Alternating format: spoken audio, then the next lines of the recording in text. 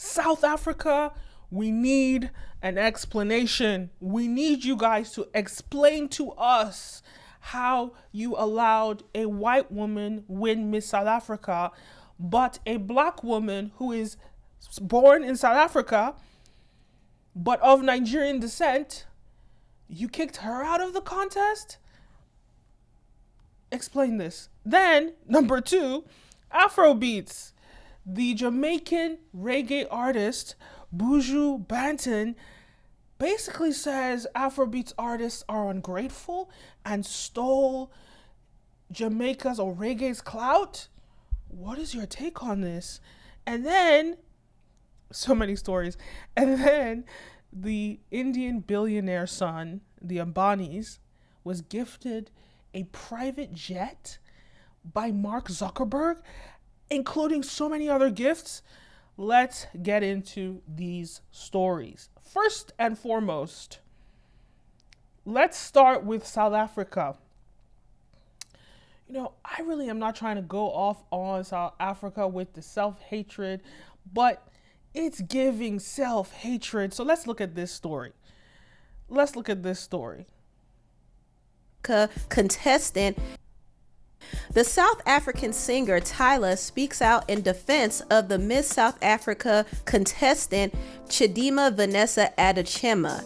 Now, she goes by the name Chi Chi, so I'm going to call her Chi Chi in this video. Chidima. But Tyla spoke out about Chi Chi stepping down from the Miss South Africa event because she was bullied and harassed over her ethnicity. Now, Chi Chi's parents is from Nigeria and Mozambique.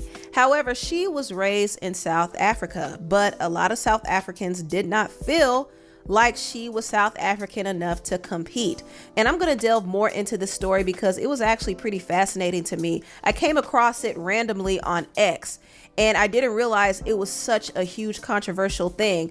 But Chi Chi did end up stepping down from the competition, and Tyla said, disappointed that this happened to her, but wish you all the best, girl, kill it. I will always stand with South Africa. I just feel regardless of the opinions, she was bullied, and that's what I don't stand for.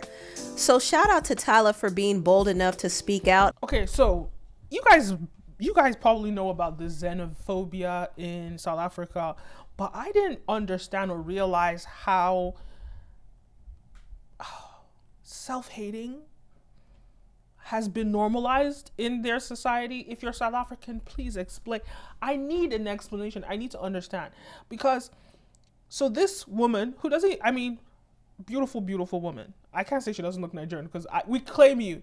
In Nigeria, we claim you. I'm not saying that you don't look Nigerian, but to me, you look more South African than you look Nigerian, or at least like maybe Eastern African. I don't know. But in Nigeria, we accept you. We claim you. Come and visit. We will treat you well. None of this nonsense that they're doing in South Africa. Now, according to South Africans, she's not South African enough for them.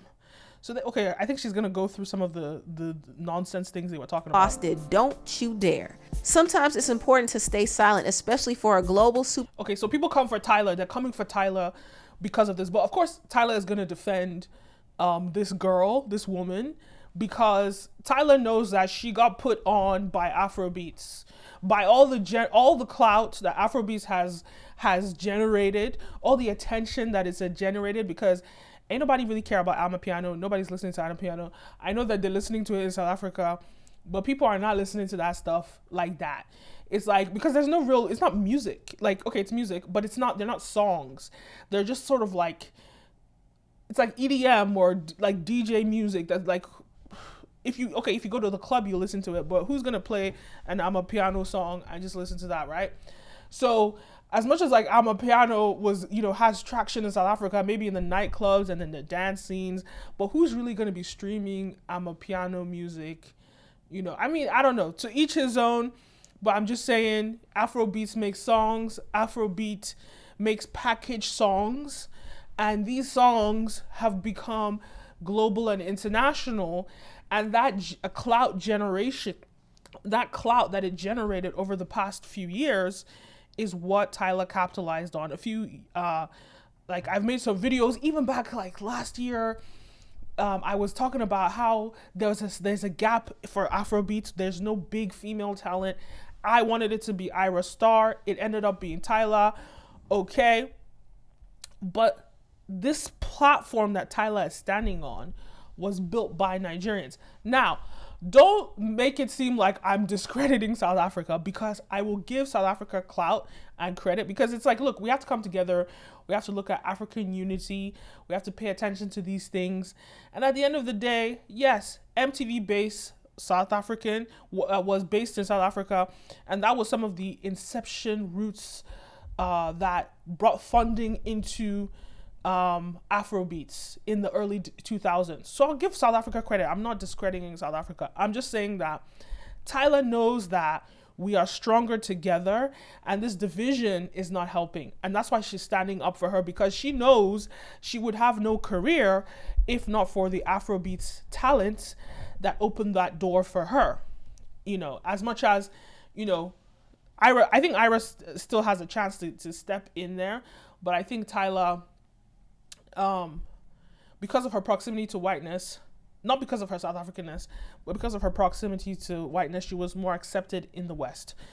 Put that aside. Now, unfortunately, I need South Africa to explain to me this anti-blackness and self-hatred. So let's see who, this is one thing I respect about Nigerians, and I don't think this is a thing in other African countries, but we will never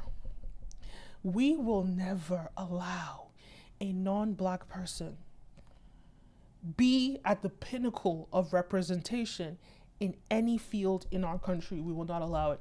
There are Indians, there are Lebanese, there are white people that have been in Nigeria for hundreds of years. We will never have them have a position of power in government, a position of power, maybe in business and enterprise. That happens. Typically they own their own businesses, but we're not going to have a show that is Miss Nigeria and have a white person, not even a Lebanese person, an Indian, no way, we would never do that, because we have too much pride in our heritage and who we are. Now, I completely understand that our dynamics around colonization was very different from South Africa and their apartheid situation. And also I will recognize that apartheid only ended in like 30 years ago. We've been decolonized for over 60 years. So I recognize these things. I recognize that we're in a better position, that's Africa, in that we have a national pride, and we have I think all societies of black people exhibit anti-blackness in some ways.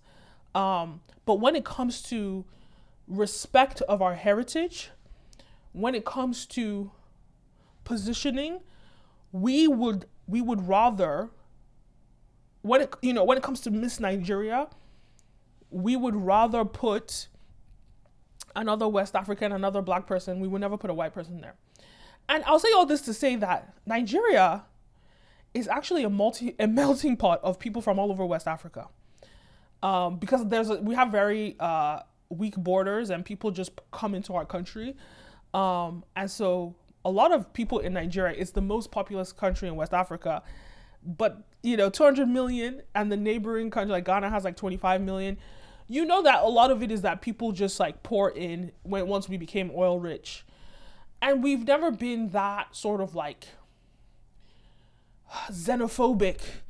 Oh, I cannot say, okay, Ghana must go was a thing, but we've never been so xenophobic that we would block another African. As long as that person disguises themselves as a Nigerian, we just let it be. I say all this to say, it was so shocking to hear that South Africa would rather have a white woman represent Miss South Africa than a fellow African. And it just goes to show how colonized society is. And I did not realize that it was that bad. So I really want South Africans to explain this. I know there was a Chinese woman that was also in this contest, and they had no issue with this Chinese woman being in this contest. They had no issue with these white people being in the contest. But another black person, just because she's Nigerian, they had an issue with it. And I wonder, what is it about Nigerians that South Africans hate so much? Because we don't hate South Africans. And I think it's like, now I'm going to sound like, I'm not xenophobic, by the way. I say all this in jest. It's funny. I have so many friends from all over Africa. But it's like, when you're number one, as Nigeria is, number one in pride, number one in confidence, number one in global achievements. You know, when you look at the US, you know, the most educated group of people in America are Nigerian. You know, the number of doctors, even when you look at the UK, we are successful in a people. Yes, our country has disenfranchised us, and our country does not allow people to succeed. But when we leave Nigeria, we are the most successful Black population in the whole world. So we are number one, and we know it. And it's so interesting because we occupy so much space in South Africans' heads, and we don't even think about them. Like this is like me. Okay, again, this is not me being xenophobic. I'm being competitive. I'm kind of joking, but I want South Africans to explain this deep-rooted, this deep-seated hatred that you have for Nigerians, because it's just not that serious to us. It's just not that serious. It doesn't make sense. Why do you hate us so much? We don't think about you. We literally just think about winning. And if you guys thought about winning more, maybe that you would be winning like we are. You know, and I know people that have started businesses in South Africa, and they've been Nigerians that started businesses in South Africa, and they sabotaged us. You know, they sabotaged their businesses, stopped their business. And this is at the large scale, like, you know, $100 million business, sabotaged by the government. But yet in South Africa, in Nigeria, we allow South African companies come in. You know, we allowed them come in and succeed. And maybe it's a question, maybe we should start removing South African companies from Nigeria, so that we can retaliate, because I don't understand this level of hatred is so deep. And we just like, we don't even care. We don't even, it's like Nigerians don't even address it or think about it because we're too busy winning. You know, and you know what? And I'm not going to say it's all South Africans, because South Africans that are winning don't pay this no mind. South Africans that are number one ain't got time for this. It's only the broke people that don't have jobs that have a problem with this. Because South Africans that are winning, what's her name? Oh, what's her name? Bozma? Where is she? There's a South African, she responded. I can't find it, but this South African influencer, Bozma or something. I know I'm getting her name wrong. Don't laugh. But anyway, she basically responded and was like, she wore all Nigerian. I think she was the host or something of the show, and she wore all Nigerian outfits to the fight, like to the finale. So let me find her. Bozima or something. She was on Young African and Famous, and she was like an influencer beforehand. There we go.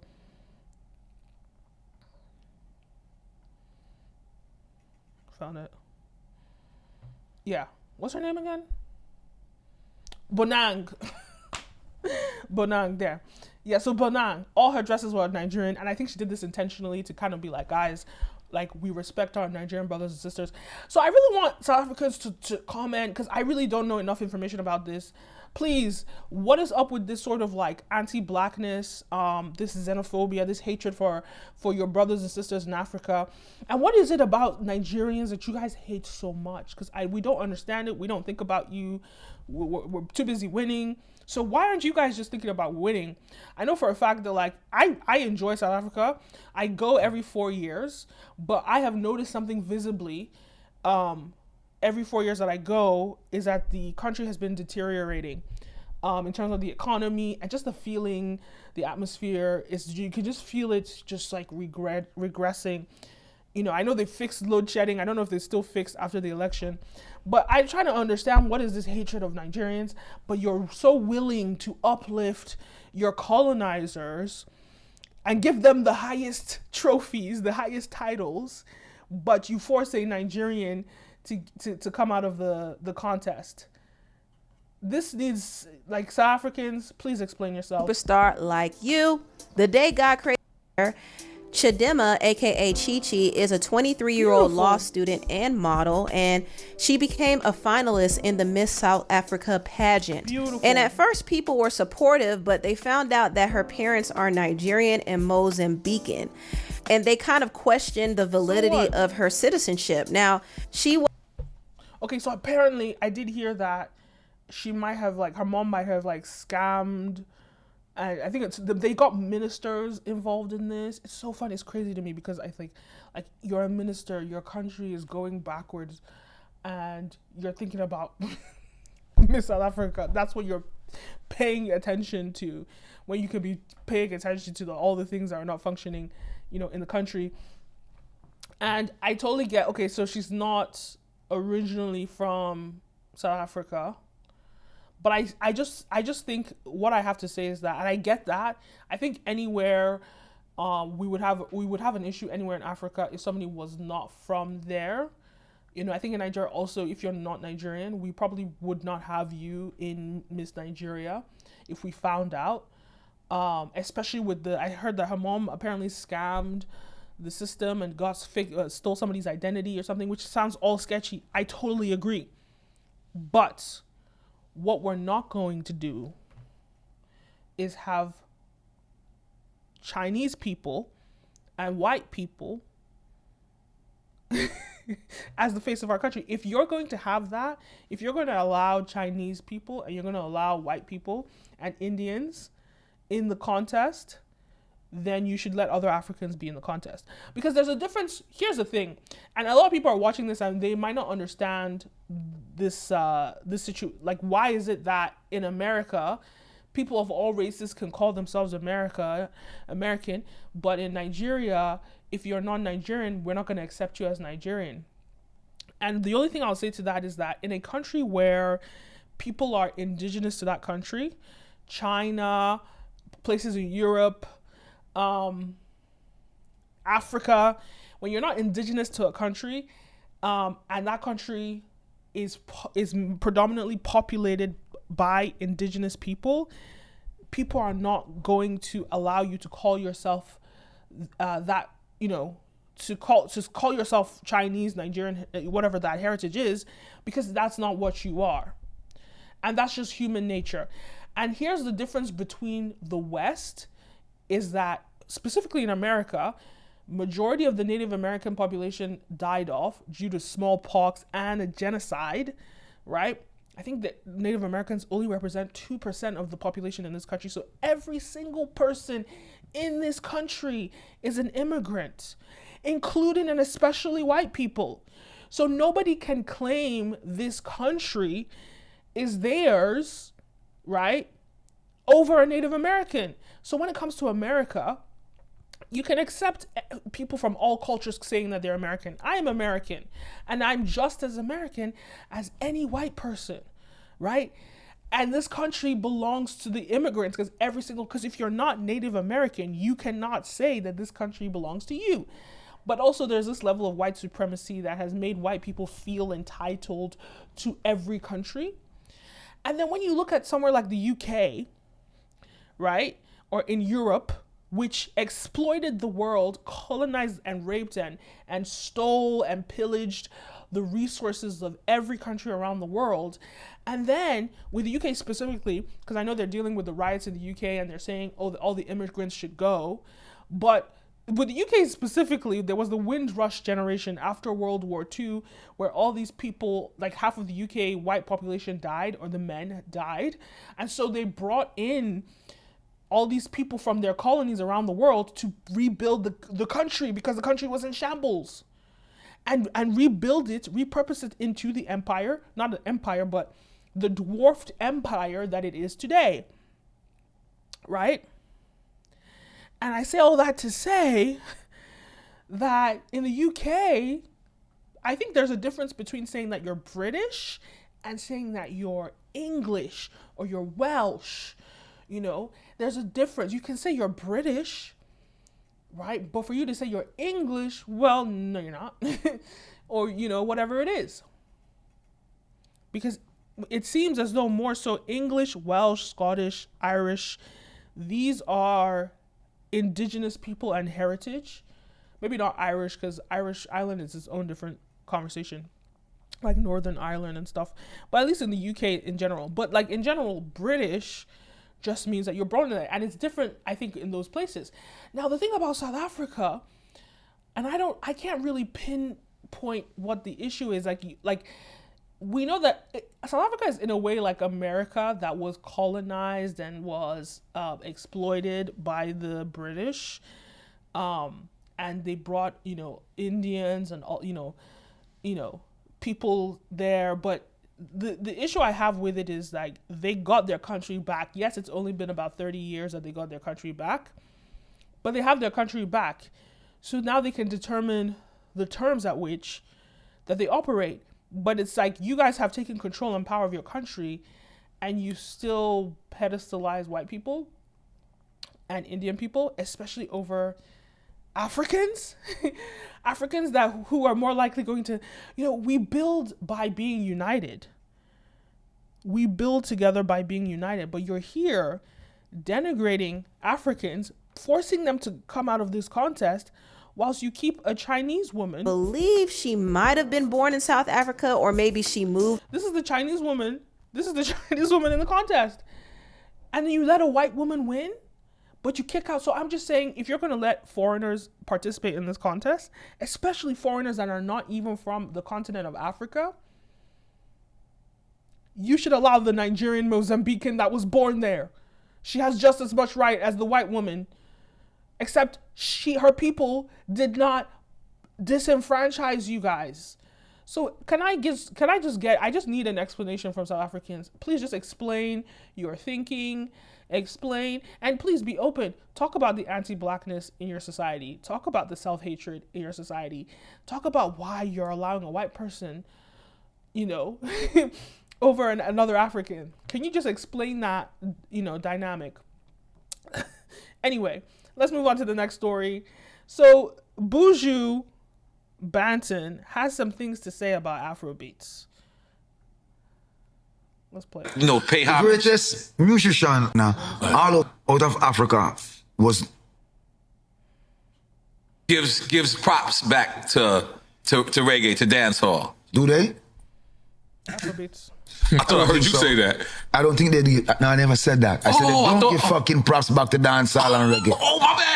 I heard it wrong. Now you really dyslexic. Yeah. My bad. I thought I heard it the other way around.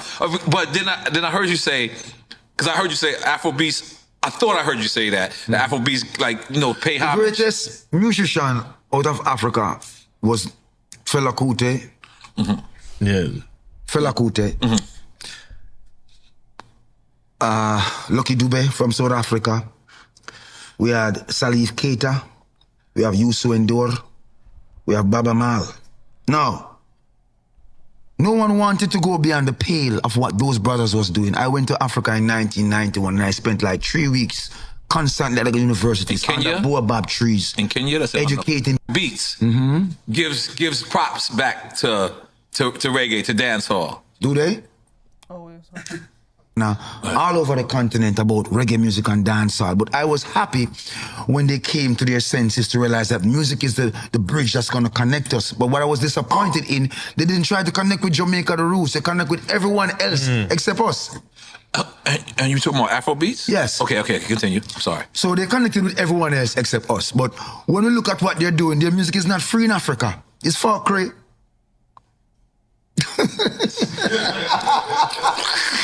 I didn't know what to the say. music need to free Africa. If I am all the way in Jamaica and my country and my people fight for free your continent with word, sound and power, and you have the ability now and all you're singing is fuckery, you don't sing a song to free Africa all now.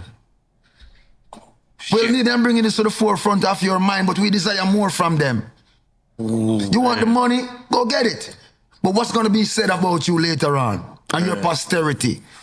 You didn't make any impact. Now, all over the continent. So, reggae music still stand predominant. It is still the king's music. Yes. I can. Reggae music. Right. Listen, a lot of culture vultures out there. We have sat and we have watched reggaeton taking reggae See, I was music. going there. Hold on. I was going there. Let's finish with Afrobeats and then let's They go to fuck with our reggaeton. music so hard and have stolen our culture. I'm not knocking nobody, but Right. you don't give us no respect, motherfuckers. Right, right. And you still expect us Right. to kowtow and act like we take something from you? This is the king's music. Your music shall come and it shall go, because it has nothing to do with soul. It has nothing to do with building energy. Our music is time marker. You can remember when you went on your first date, when you had your first sex, when you marry your wife, when you go to the first dance. It's time marker, because it's the king's music. Yes. You can remember when you're happy. You can remember when you're sad. Okay. Nigerian here. And I don't disagree with him. I think that Caribbean people are the forefathers of the Pan-African movement.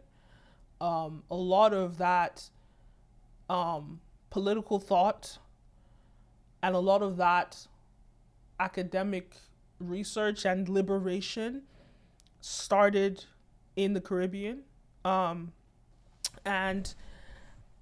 I think for them, they don't understand why Africa operates the way we do. I know like Haiti tried to join the African Union and they'd rejected him.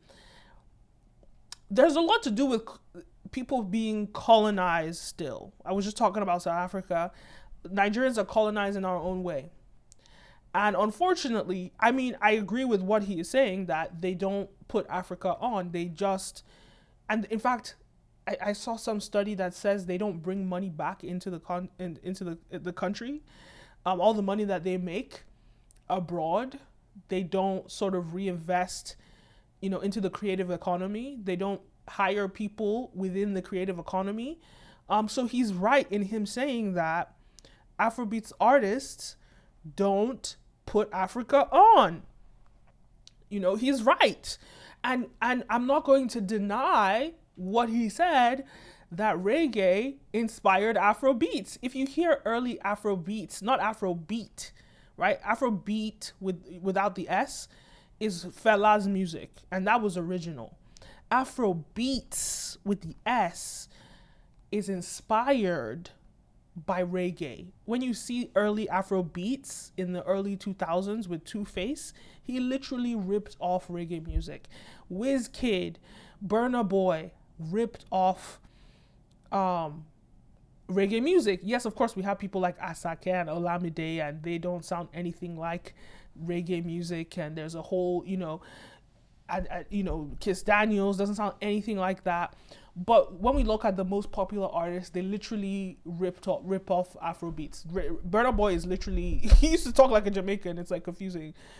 And so everything he's saying is right, but he doesn't dog them for it. He didn't disrespect them for it. He just said, you guys don't give us acknowledgement or credit.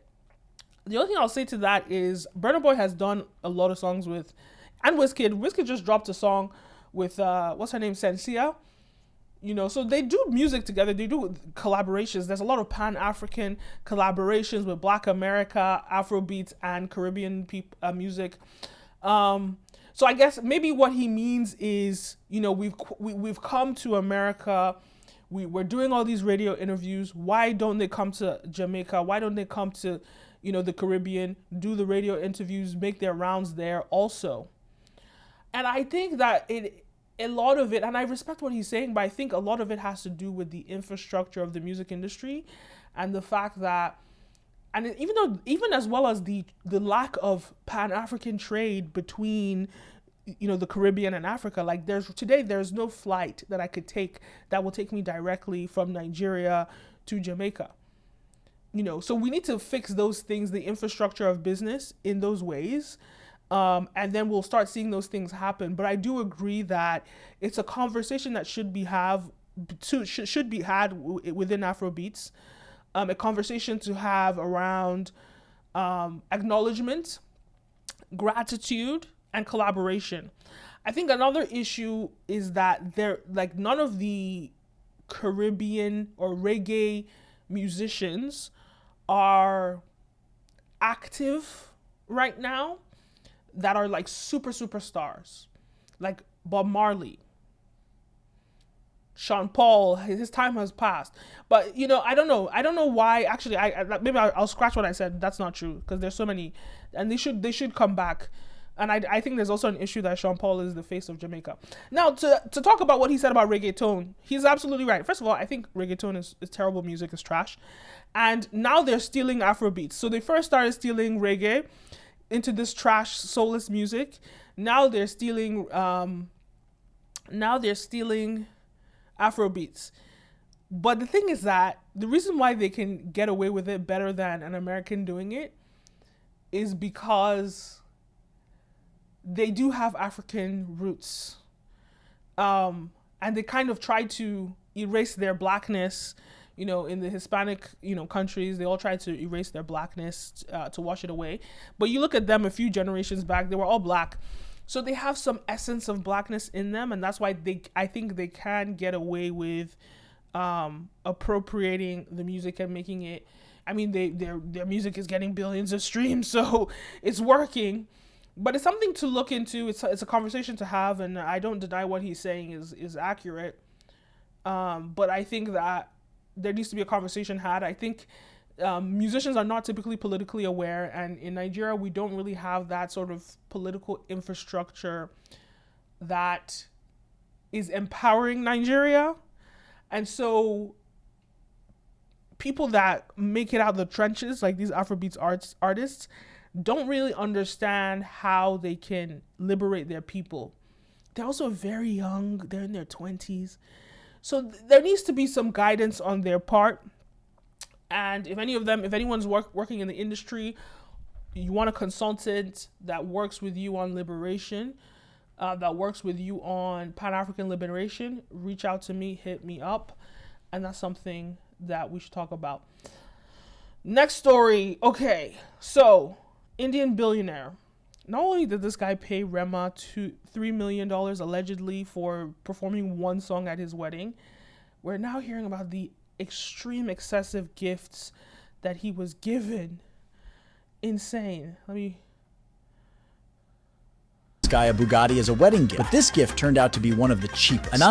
So it starts with Jeff Bezos buys him a Bugatti for his wedding, and it's one of the cheapest. Let's keep going. Bonnie and Radhika Merchant had an epic wedding worth over $600 million, which lasted a total of about 7 months. There were more than 2,000 guests at this wedding, including celebrities and the richest people from all over the world. Ambani himself owns an insane collection of luxury cars, but that didn't stop the guests from giving him a few more copies to his collection. For example, the newlyweds received an armored gold Darts SUV worth about $1,600,000. Bollywood celebrities presented a unique Mercedes for over $1 million and an exclusive Rolls Royce for almost $2,400,000. According to the Indian media, Jeff Bezos gave the newlyweds a Bugatti for $1,500,000 and lagged far behind his billionaire colleague. After all, Bill Gates gave them a yacht for $21,500,000 and Mark Zuckerberg gave the newlyweds a private jet worth almost $36 million. But most of all at this wedding, John Cena was ashamed because he gave only a Lamborghini for $350,000.